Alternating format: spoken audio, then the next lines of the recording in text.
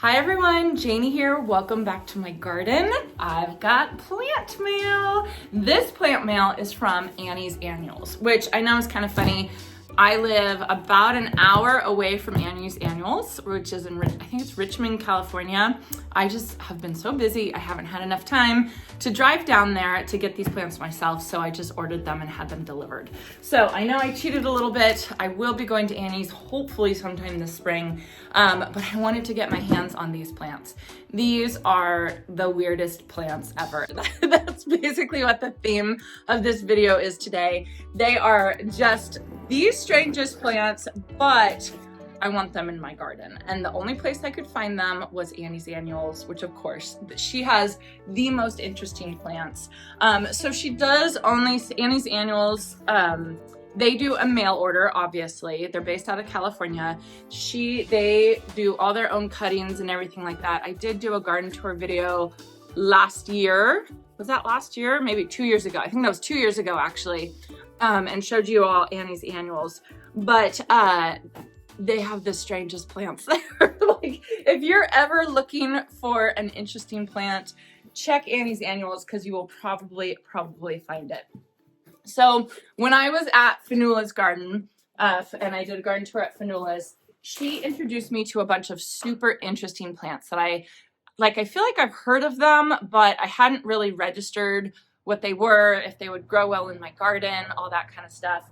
So after talking to her and after doing a little bit more research myself, I found a whole bunch of super interesting plants that I want to put in my garden. Specifically, I want to put in my Best for the West garden. And these are plants that they're just not the norm. They're weird. So I actually even printed out notes for all these plants because there's no way that I would absolutely remember all of these. They're so interesting.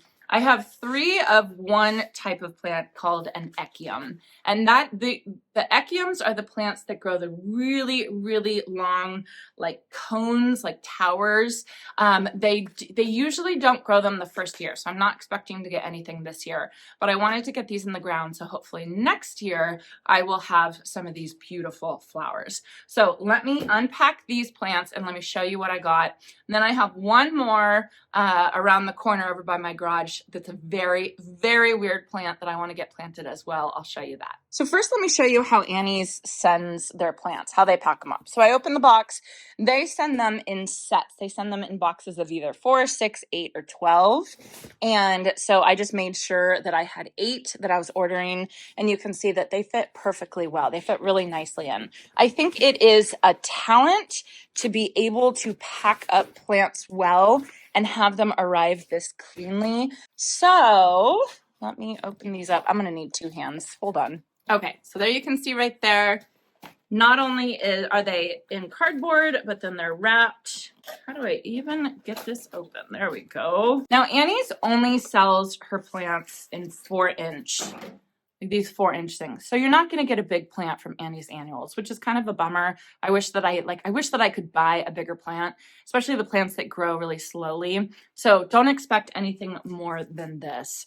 This plant right here, this is called Echium Wild Prettii, or Tower of Jewels. And one of you, like a year ago, told me that I should plant this plant.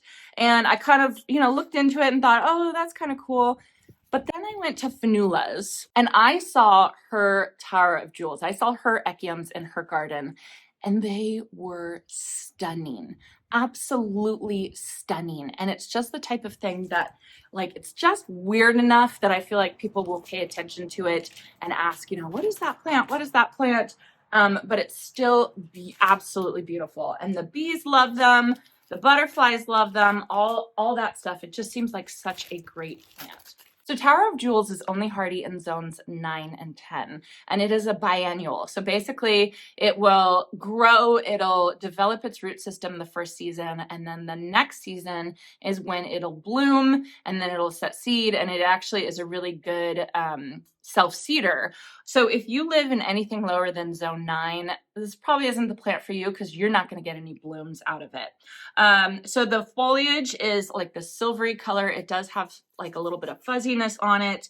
It has pink magenta blooms, deer resistant, drought tolerant, attracts bees, hummingbirds, good for pollinators. It's just an all around super, super cool plant. So like I said, I got 2 of these to go in my best for the West garden. Don't expect much out of this plant this year, but next year it should be an absolute showstopper. Now the bloom stalks, look at this picture. The bloom stalks on the Tower of Jewels can reach 8 feet tall. I mean, 8 feet tall. It's just going to be so cool. And it comes from this little plant right here. Again, nothing this year, but next year it should be 8 feet tall. Now, I got 2 more echiums. The next echium I want to show you is this one. This one is called Blue Steeple, Echium pininana. I saw these in Fanula's garden as well. The bloom stalks on this one, though, can get up to 12 feet tall. Like, oh my goodness. Now, it does say that these plants, the blue steel, they thrive in coastal climates. And Petaluma, where Fanula lives, is a coastal climate, and I do not live in a coastal climate. I live way more inland, so it gets hotter and it's drier. So I'm interested to see how they do, if they do as well as they did for Fanula's. Hers like reseeded itself everywhere. So they were thriving. They were having the time of their lives. So I'll be really interested to see how these do in my garden. I think they'll do okay because I feel like I've seen these in people's gardens around town. But we'll just see, like we'll see how well it does. Okay, so that is echium number 2 of my weird plants. Echium number 3 is called Echium fastuosum, or Pride of Madeira. Now this is really, really cool, Pride of Madeira. This one is kind of like these beautiful blue spiky flowers, bluish purple spiky flowers.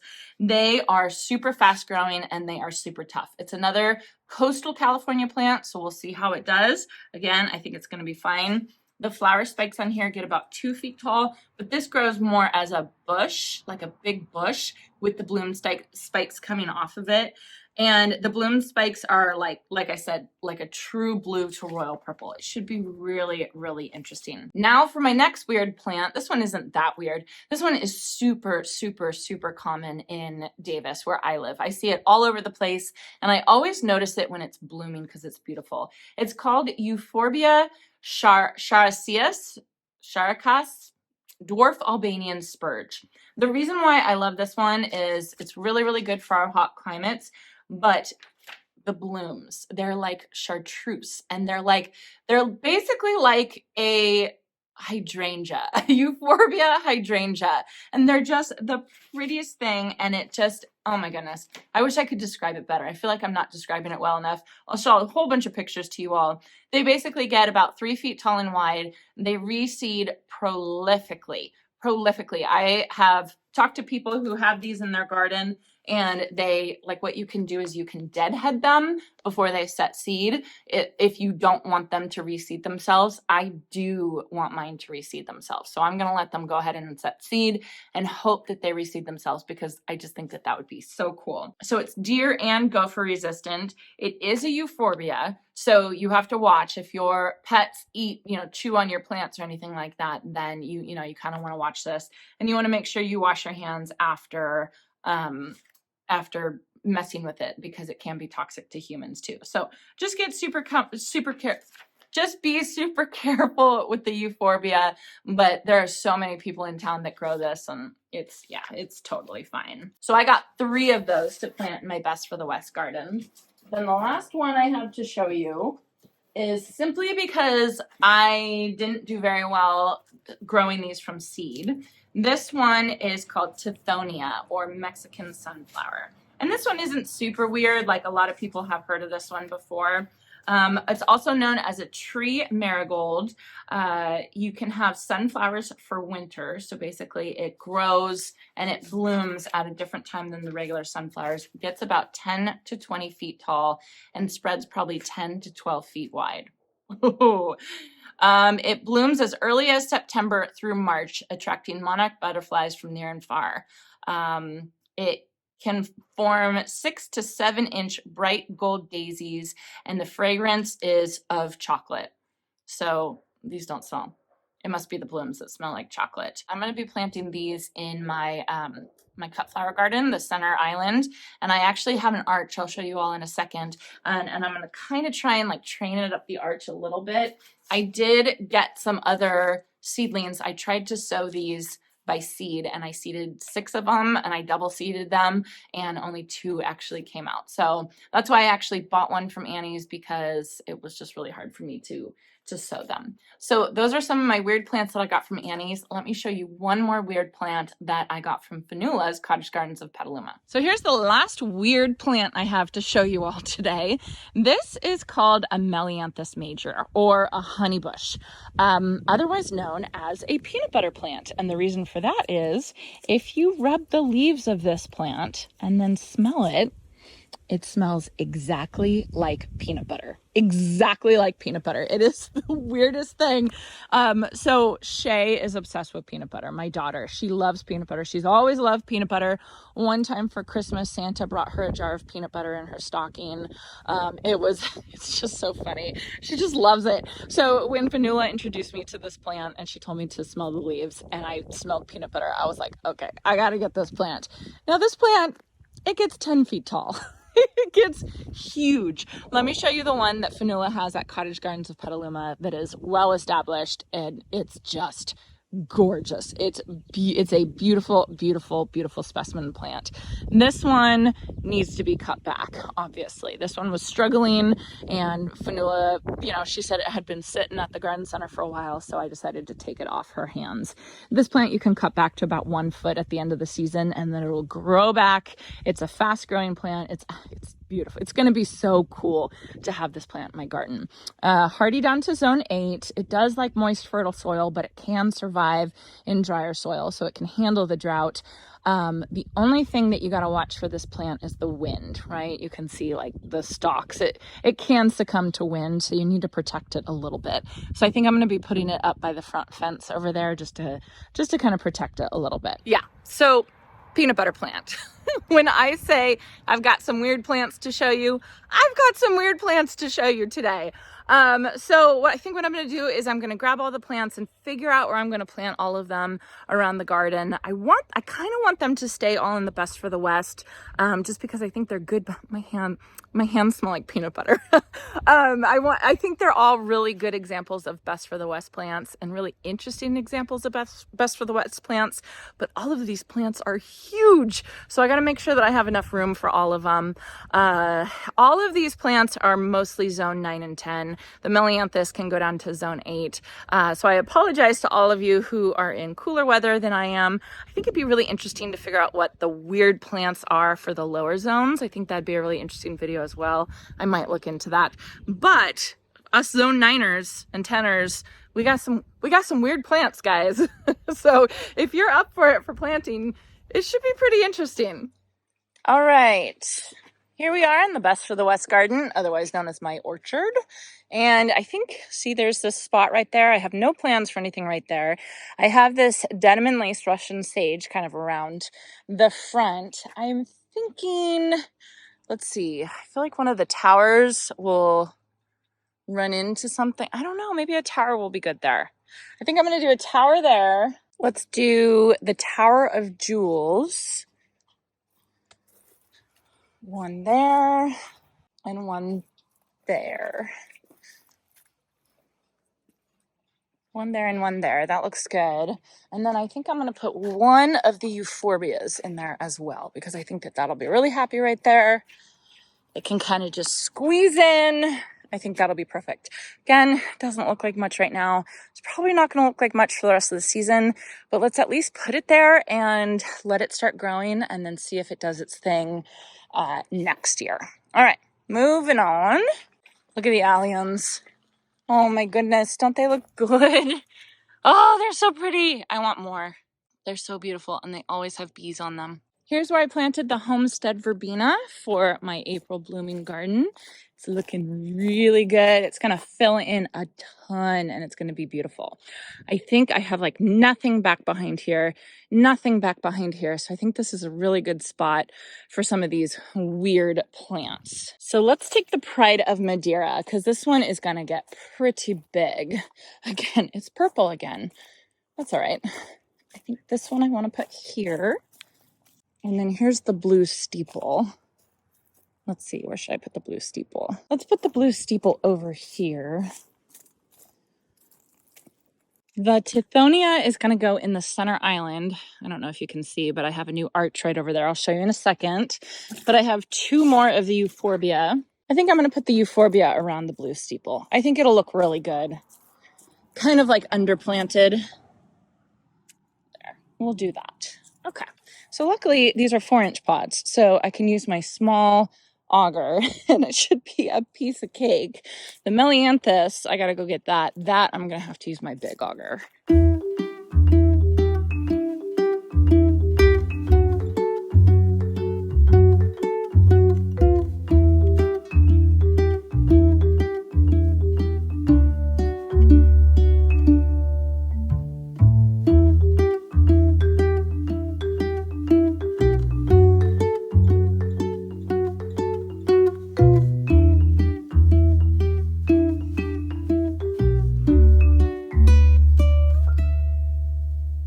Real quick, I want to show you all these white alliums. They are just okay. I don't love them. You know, the white kind of blends in. It doesn't really stand out as compared to the purple alliums that are gorgeous. These are kind of, I don't know, I would say. I mean, compared to these, right? Yeah. I think I'm going to stick with purple from now on. I did get some pink ones, but I don't think they got planted. I don't know. It was all a mess with my foot and everything like that. But gosh, look at these bees. They're so pretty. And then speaking of pretty, these pink profusion salvia, they win. They win for the brightest, most beautifully blooming thing in my garden right now. They are absolutely gorgeous. This plant gets a 10 out of 10. The white alliums, sorry to say, maybe like a 3 out of 10. Okay, let's head up to the front. I need to plant the other 2 Tower of Jewels and the other euphorbia. I actually think that's gonna be a great place for the Tower of Jewels, that magenta pink spikes, because I have this Miss Molly butterfly bush right here, and it's gonna have very similar magenta pink spikes, and that will be really neat to kind of like repeat it. It's gonna have little baby ones here and then a giant one behind here. It's gonna look cool.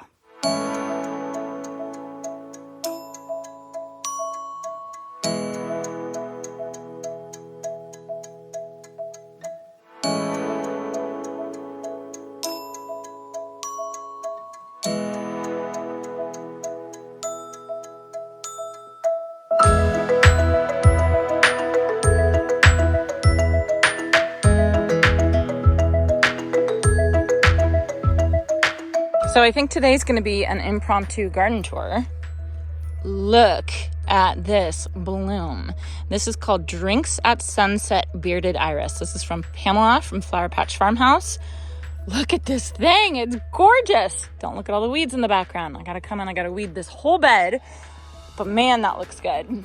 All right, so Tithonia is going in the center island. This is where I'm doing my impromptu cut flower garden this year. Everything's looking pretty good. I direct sowed a whole bunch of seeds. They're starting to come through. I never trust myself with direct sowing seeds. I just don't trust it. But everything seems to be looking pretty good. Like, look at that. That looks pretty. Wait, no, that's a weed. That's a weed. That's the gomphrena. I'm showing you all a close-up of the weed. Yeah, good gardening content. So anyway, let me come back over here. What I'm gonna do is I'm gonna have a pathway. You can see I kind of sprayed the pathway on either side. It's kind of faded now, but it basically comes this way, coming this way, curves a little bit this way, and then ends right here. Jason and I went to the garden center and we got another rusted metal arch. I just love these things so much. So I have 2 seedlings of Tithonia, the Torch, the orange one, and then I have the Annie's Annual one, which is yellow. So I think I'll do the 2 orange ones on one side and then the Annie's Annual one on the other side. Hope that it grows up, and then I'm going to be planting a whole bunch of big tall sunflowers back here, so hopefully once everything grows it's going to be gorgeous.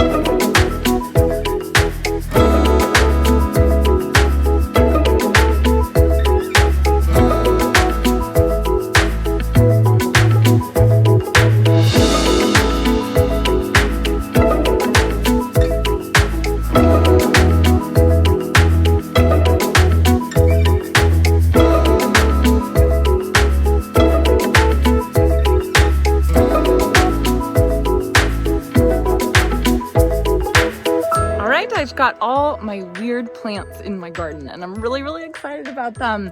So I decided to put the Milianthus over here in the long border. I think it'll look really pretty. So it's basically deciduous because you cut it back like way down to the ground. So I'm finding myself planting a lot of deciduous plants in this long border. So I really need to get some evergreens. What do I have?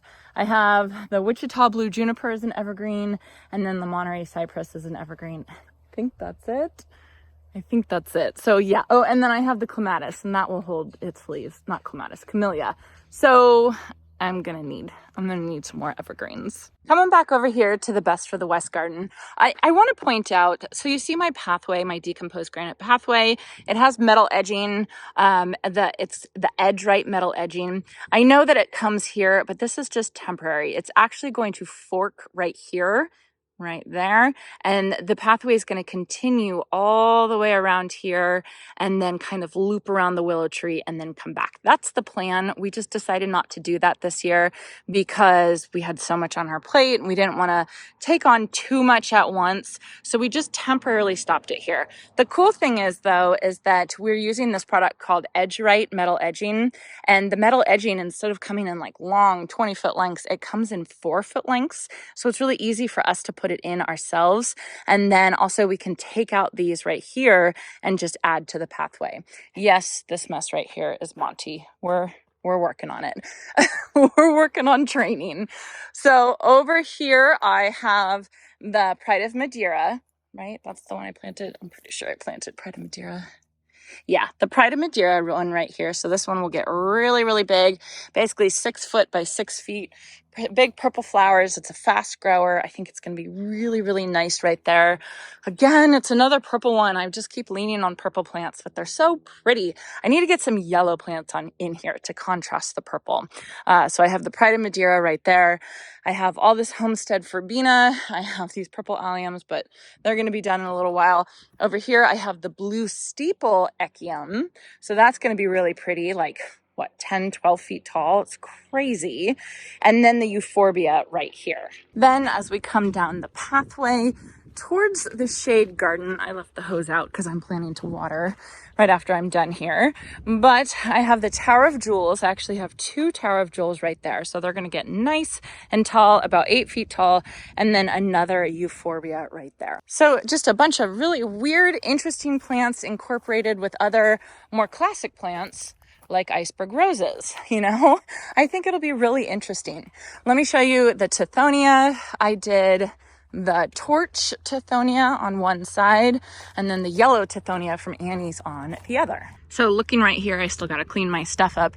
Over on this side is the yellow Tithonia, and then over on this side is the torch Tithonia. So I've never actually grown Tithonia before, so I'm really interested to see how they do compared to regular sunflowers, you know, that we've all grown before. But I think it'll be a fun, interesting plant. I don't think you can really call Tithonia a weird plant, but I mean, you can call the peanut butter plant weird plant, right? And you can call the Tower of Jewels a weird plant.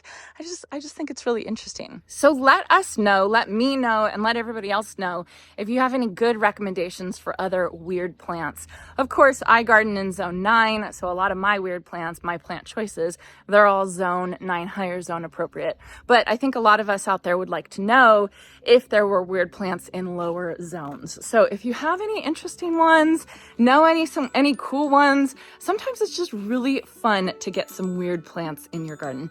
Isn't that starting to look good? Oh, this year is going to be so fun. I'm just so excited about planting. So anyway, I hope you enjoyed this, and I hope you all have a chance to get in your garden today.